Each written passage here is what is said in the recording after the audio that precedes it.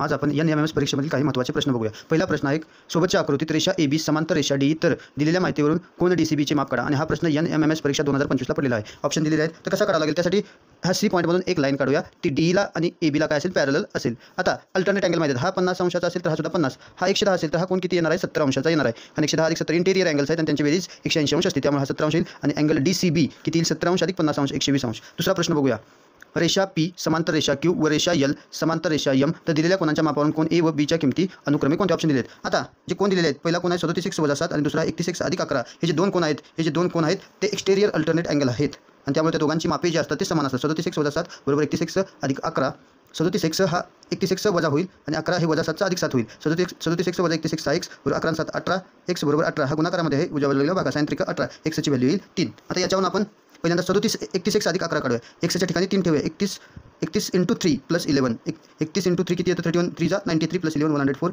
37x - 7 37 × x च्या ठिकाणी 3 ठेवूया, 37 3 जा 111 - 7 111 - 7 येतं 104, म्हणजे हा अँगल आला 104 अंश आणि हा आला 104 अंश। हा 104 अंश असेल तर हा सुद्धा किती असणार, 104 अंश, आणि हा कोण B किती असणार, हे दोन अँगल्सना लिनियर पेअर आहेत। 104 180 ला आणखी किती कमी पडत आहे, 76, म्हणजे अँगल B 76 असला पाहिजे। आता हा जो आला हा 104 आला आहे, पण याच्या जवळचा हा अँगल्सना लिनियर पेअर होता, हा 104 असेल तर हा 76 असला पाहिजे आणि त्यामुळे अँगल A सुद्धा किती असला पाहिजे, 76, म्हणजे अँगल A आणि अँगल B चे माप किती असतील, 76 अंश। पर्याय क्रमांक 2 हा याचे बरोबर उत्तर आहे।